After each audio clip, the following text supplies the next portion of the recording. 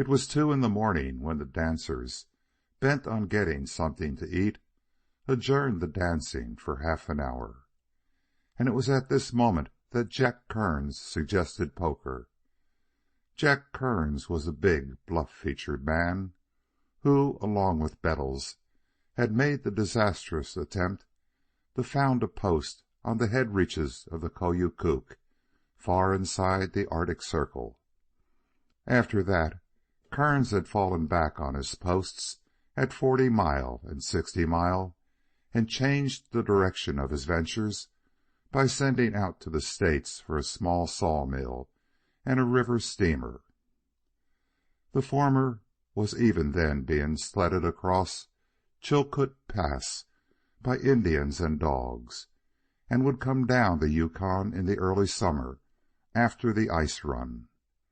Later in the summer, when Bering Sea and the mouth of the Yukon cleared of ice, the steamer, put together at St. Michael's, was to be expected up the river, loaded to the guards with supplies. Jack Kearns suggested poker. French Louis, Dan McDonald, and Hal Campbell, who had made a strike on the Moosehide, all three of whom were not dancing because there were not girls enough to go around, inclined to the suggestion. They were looking for a fifth man when Burning Daylight emerged from the rear room, the Virgin on his arm, the train of dancers in his wake. In response to the hail of the poker players, he came over to their table in the corner. "Want you to sit in," said Campbell. "How's your luck?" "I've sure got it tonight," Burning Daylight answered with enthusiasm, and at the same time felt the Virgin press his arm warningly. She wanted him for the dancing. "I sure got my luck with me, but I'd sooner dance. I ain't hankering to take the money away from you-all." Nobody urged. They took his refusal as final, and the Virgin was pressing his arm to turn him away in pursuit of the supper seekers when he experienced a change of heart. It was not that he did not want to dance, nor that he wanted to hurt her, but that insistent pressure on his arm put his free man nature in revolt.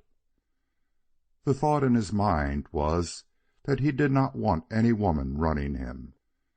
Himself a favorite with women, nevertheless, they did not bulk big with him. They were toys, playthings, part of the relaxation from the bigger game of life. He met women along with the whiskey and the gambling, and from observation he had found that it was far easier to break away from the drink and the cards than from a woman once the man was properly entangled. He was a slave to himself, which was natural in one with a healthy ego, but he rebelled in ways either murderous or panicky at being a slave to anybody else. Love's sweet servitude was a thing of which he had no comprehension. Men he had seen in love impressed him as lunatics, and lunacy was a thing he had never considered worth analyzing. But comradeship with men was different from love with women. There was no servitude in comradeship. It was a business proposition, a square deal between men who did not pursue each other, but who shared the risk of trail and river and mountain in the pursuit of life and treasure. Men and women pursued each other, and one must needs bend the other to his will or hers. Comradeship was different. There was no slavery about it, and though he, a strong man beyond strength seeming, gave far more than he received, he gave not something due, but in royal largesse, his gift of toil or heroic effort falling generously from his hands. To pack for days over the gale-swept passes or across the mosquito-riven marshes, and to pack double the weight his comrade packed, did not involve unfairness or compulsion. Each did his best. That was the business essence of it. Some men were stronger than others, true, But so long as each man did his best, it was fair exchange. The business spirit was observed, and the square deal obtained. But with women, no. Women gave little and wanted all. Women had apron strings, and were prone to tie them about any man who looked twice in their direction. There was the Virgin, yawning her head off when he came in, and mighty pleased that he asked her to dance. One dance was all very well, but because he danced twice and thrice with her, and several times more, she squeezed his arm when they asked him to sit in at poker. It was the obnoxious apron string, the first of the many compulsions she would exert upon him if he gave in. Not that she was not a nice bit of a woman, healthy and strapping, and good to look upon, also a very excellent dancer, but that she was a woman, with all a woman's desires to rope him with her apron strings and tie him hand and foot for the branding. Better poker. Besides, he liked poker as well as he did dancing. He resisted the pull on his arm by the mere negative mass of him, and said, "I sort of feel a hankering give you all a flutter." Again came the pull on his arm. She was trying to pass the apron string around him. For the fraction of an instant he was a savage, dominated by the wave of fear and murder that rose up in him. For that infinitesimal space of time he was to all purposes a frightened tiger filled with rage and terror at the apprehension of the trap. Had he been no more than a savage, he would have leapt wildly from the place, or else sprung upon her and destroyed her. But in that same instant there stirred in him the generations of discipline by which man had become an inadequate social animal. Tact and sympathy strove with him, and he smiled with his eyes into the Virgin's eyes as he said, "You all go and get some grub. I ain't hungry, and we'll dance some more by and by. The night's young yet. Go to it, old girl." He released his arm and thrust her playfully on the shoulder, at the same time turning to the poker players. "Take off the limit, and I'll go ye all." "Limit's the roof," said Jack Kearns. "Take off the roof." The players glanced at one another, and Kearns announced, "The roof's off." Elam Harnish dropped into the waiting chair, started to pull out his gold sack, and changed his mind. The Virgin pouted a moment, then followed in the wake of the other dancers. "I'll bring you a sandwich, Daylight," she called back over her shoulder. He nodded. She was smiling her forgiveness. He had escaped the apron string, and without hurting her feelings too severely. "Let's play markers," he suggested. "Chips do everlastingly clutter up the table, if it's agreeable to you-all." "I'm willing," answered Hal Campbell. "Let mine run at 500. "Mine, too," answered Hamish, while the others stated the values they put on their own markers. French Louis, the most modest, issuing his at $100 each. In Alaska at that time there were no rascals and no tin-horn gamblers. Games were conducted honestly, and men trusted one another. A man's word was as good as his gold in the blower. A marker was a flat, oblong composition chip, worth perhaps a cent. But when a man betted a marker in a game and said it was worth $500, it was accepted as worth $500. Whoever won it knew that the man who issued it would redeem it with $500 worth of dust weighed out on the scales. The markers being of different colors, there was no difficulty in identifying the owners. Also, in that early Yukon day, no one dreamed of playing table stakes. A man was good in a game for all that he possessed, no matter where his possessions were or what was their nature. Harnish cut and got the deal. At this good augury, and while shuffling the deck, he called to the barkeepers to set up the drinks for the house. As he dealt the first card to Dan McDonald on his left, he called out, "Get down to the ground, y'all, Malamutes, Huskies, and Siwash perps. Get down and dig in. Tighten up them traces. Put your weight into the harness and bust the breast bands. Whoop la, yow. We're off and bound for hell and breakfast. And I tell you all clear and plain, there's going to be stiff grades and fast going tonight before we win to that same lady, and somebody's going to bump hard." Once started, it was a quiet game, with little or no conversation, though all about the players the place was a roar. Elam Harnish ignited the spark. More and more miners dropped into the Tivoli and remained. When Burning Daylight went on a tear, no man cared to miss it. The dancing floor was full. Owing to the shortage of women, many of the men tied bandana handkerchiefs around their arms in token of femininity and danced with other men.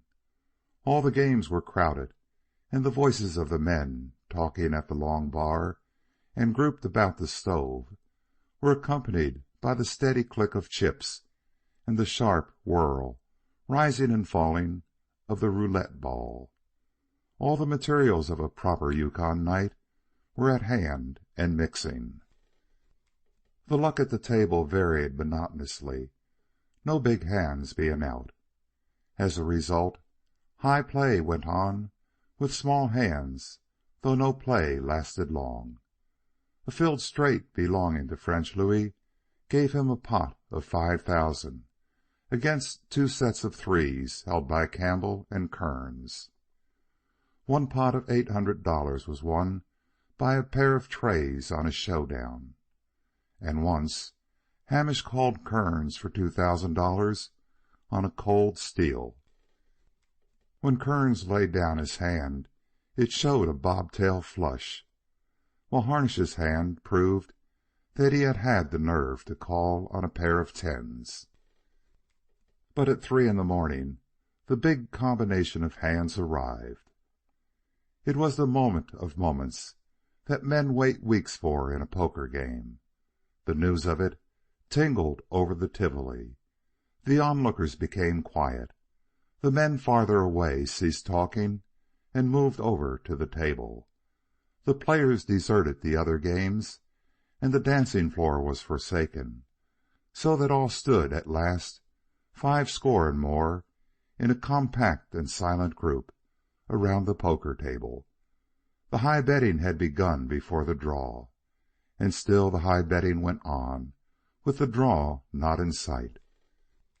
Kearns had dealt, and French Louis had opened the pot with one marker, in his case $100. Campbell had merely seen it, but Elam Harnish, coming next, had tossed in $500, with a remark to MacDonald that he was letting him in easy. MacDonald, glancing again at his hand, put in 1,000 in markers. Kearns, debating a long time over his hand, finally saw. It then cost French Louis 900 to remain in the game, which he contributed after a similar debate. It cost Campbell likewise 900 to remain and draw cards. But to the surprise of all, he saw the 900 and raised another 1,000. "You-all are on the grade at last," Harnish remarked, as he saw the 1,500 and raised 1,000 in turn. "Helen's breakfast sure on top this divide, and you-all had best look out for busting harness." "Me for that same lady," accompanied MacDonald's markers for 2,000 and for an additional $1,000 raise. It was at this stage that the players sat up and knew beyond peradventure that big hands were out. Though their features showed nothing, each man was beginning unconsciously to tense. Each man strove to appear his natural self, and each natural self was different. Hal Campbell affected his customary cautiousness. French Louis betrayed interest. MacDonald retained his whole-souled benevolence, though it seemed to take on a slightly exaggerated tone. Kearns was coolly dispassionate and non-committal, while Elam Harnish appeared as quizzical and jocular as ever. $11,000 were already in the pot, and the markers were heaped in a confused pile in the center of the table. "I ain't got no more markers," Kearns remarked plaintively. "We'd best begin IOUs." "Glad you're going to stay," was MacDonald's cordial response. "I ain't stayed yet. I've got 1,000 in already. How's it stand now?" "It'll cost you 3,000 for a look in, but nobody will stop you from raising." "Raise hell. You must think I got a pat like yourself." Kearns looked at his hand. "But I'll tell you what I'll do, Mac. I got a hunch, and I'll just see that 3,000. He wrote the sum on a slip of paper, signed his name, and consigned it to the center of the table. French Louis became the focus of all eyes. He fingered his cards nervously for a space, then with a "by gar, I got none little bit a hunch," he regretfully tossed his hand into the discards. The next moment the 100-and-odd pair of eyes shifted to Campbell. "I won't hump you, Jack," he said, contenting himself with calling the requisite 2,000. The eyes shifted to Harnish, who scribbled on a piece of paper and shoved it forward. "I'll just let you all know this ain't no Sunday school society of philanthropy," he said. "I see you, Jack, and I raise you 1,000. Here's where you all get action on your pat, Mac." "Action's what I've fattened on, and I'll lift another 1,000," was MacDonald's rejoinder. "Still got that hunch, Jack?" "I've still got the hunch." Kearns fingered his cards a long time. "And I'll play it, but you've got to know how I stand. There's my steamer, the Bella, worth 20,000 if she's worth an ounce. There's 60 Mile with 5,000 in stock on the shelves. And you know I got a sawmill coming in. It's at Linderman now, and the scow is building. Am I good?" "Dig in. You're sure good," was Daylight's answer. "And while we're about it, I may mention casual that I got 20,000 in Mac's safe there, and there's 20,000 more in the ground on Moosehide. You know the ground, Campbell. Is they all that in the dirt?" "There sure is, Daylight." "How much does it cost now?" Kearns asked. 2,000 to see." "We'll sure hump if you all come in," Daylight warned him. "It's an almighty good hunch," Kearns said, adding his slip for 2,000 to the growing heap. "I can feel her crawling up and down my back." "I ain't got a hunch, but I got a tolerable likable hand," Campbell announced as he slid in his slip. "But it's not a raising hand." "Mine is." Daylight paused and wrote, "I see that 1,000, and raise her the same old 1,000." The Virgin, standing beside him, then did what a man's best friend was not privileged to do. Reaching over Daylight's shoulder, she picked up his hand and read it, and at the same time shielding the faces of the 5 cards close to his chest. What she saw were 3 queens and a pair of 8s, but nobody guessed what she saw. Every player's eyes were on her face as she scanned the cards, but no sign did she give. Her features might have been carved from ice, for her expression was precisely the same before, during, and after. Not a muscle quivered, nor was there the slightest dilation of a nostril, nor the slightest increase of light in the eyes. She laid the hand face down again on the table, and slowly the lingering eyes withdrew from her, having learned nothing. MacDonald smiled benevolently. "I see you, Daylight, and I hump this time for 2,000. How's that hunch, Jack?" "Still a crawlin', Mac. You got me now, but that hunch is a rip snorter, persuading sort of a critter, and it's my plain duty to ride it. I call for 3,000, and I got another hunch. Daylight's going to call, too." "He sure is," Daylight agreed, after Campbell had thrown up his hand. "He knows when he's up against it, and he plays accordin'. I see that 2,000, and then I'll see the draw." In a dead silence, save for the low voices of the three players, the draw was made. $34,000 were already in the pot, and the play possibly not half over.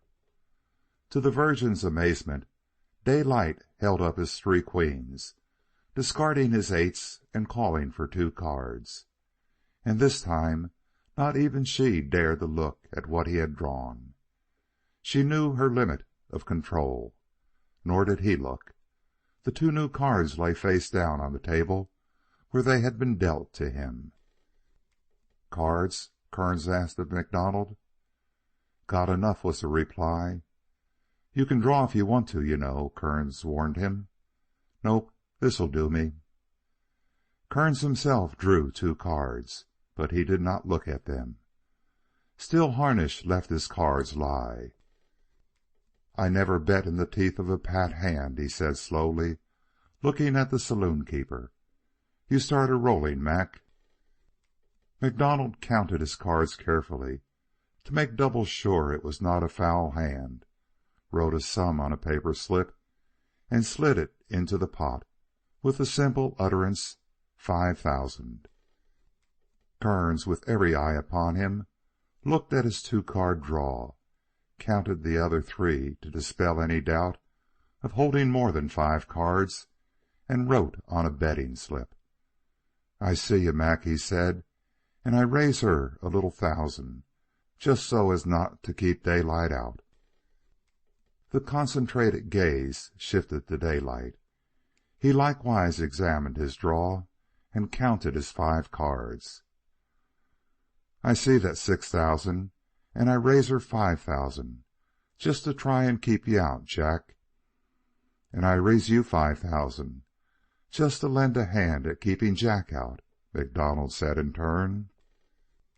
His voice was slightly husky and strained, and a nervous twitch in the corner of his mouth followed speech.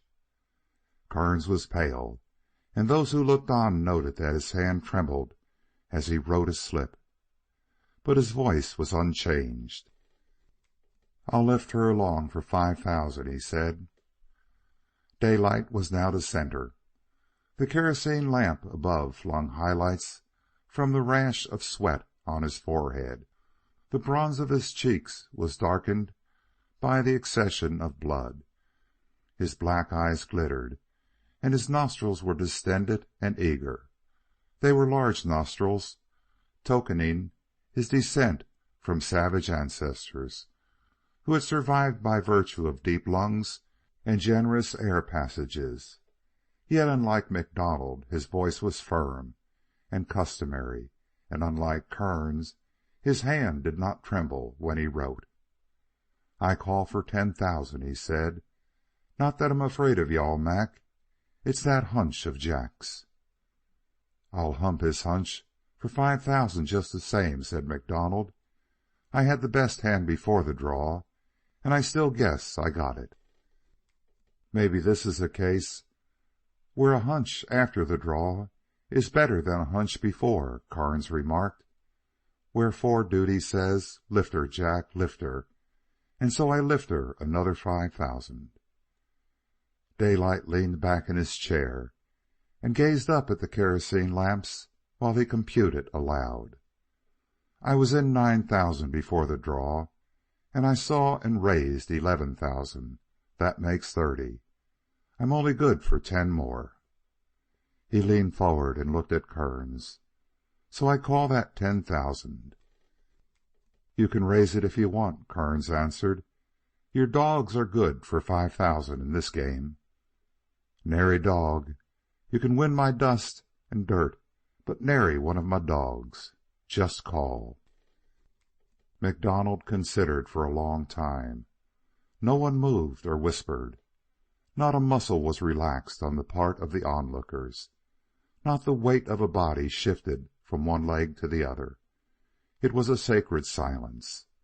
Only could be heard the roaring draft of the huge stove, and from without, muffled by the log walls, the howling of dogs. It was not every night that high stakes were played on the Yukon, and for that matter, this was the highest in the history of the country. The saloon keeper finally spoke. "If anybody else wins, they'll have to take a mortgage on the Tivoli." The other two players nodded. "So I call too." MacDonald added his slip for 5,000.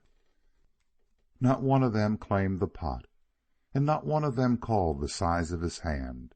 Simultaneously and in silence, they faced their cards on the table, while a general tiptoeing and craning of necks took place among the onlookers. Daylight showed 4 queens and an ace, MacDonald 4 jacks and an ace, and Kearns 4 kings and a tray. Kearns reached forward with an encircling movement of his arm and drew the pot into him, his arm shaking as he did so. Daylight picked the ace from his hand and tossed it over alongside MacDonald's ace, saying, "That's what cheered me along, Mac. I knowed it was only kings that could beat me, and he had them." "What you-all have?" he asked, all interest turning to Campbell. "Straight flush of 4, open on both ends. A good drawing hand." "You bet. You could have made a straight flush, or a flush out of it." "That's what I thought," Campbell said sadly. "It cost me 6,000 before I quit." "I wish you-all'd drawn," Daylight laughed. "Then I wouldn't have caught that 4th queen. Now I've got to take Billy Rawlins' mail contract and mush for D.A. What's the size of the killing, Jack?" Kearns attempted to count the pot, but was too excited. Daylight drew it in across to him, with firm fingers separating and stacking the markers and the IOUs, and with clear brain adding the sum. 127,000, he announced. "You-all can sell out now, Jack, and head for home." The winner smiled and nodded, but seemed incapable of speech. "I'll shout the drinks," MacDonald said. "Only the house don't belong to me any more." "Yes, it does," Kearns replied, first wetting his lips with his tongue. "Your note's good for any length of time, but the drinks are on me."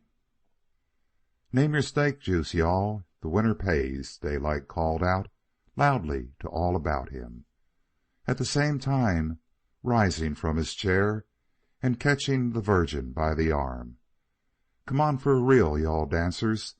The night's young yet, and it's Helen's breakfast and the mail contract for me in the morning.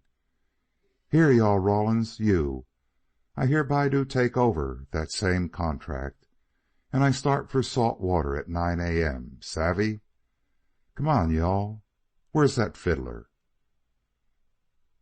End of Part 1, Chapter 2.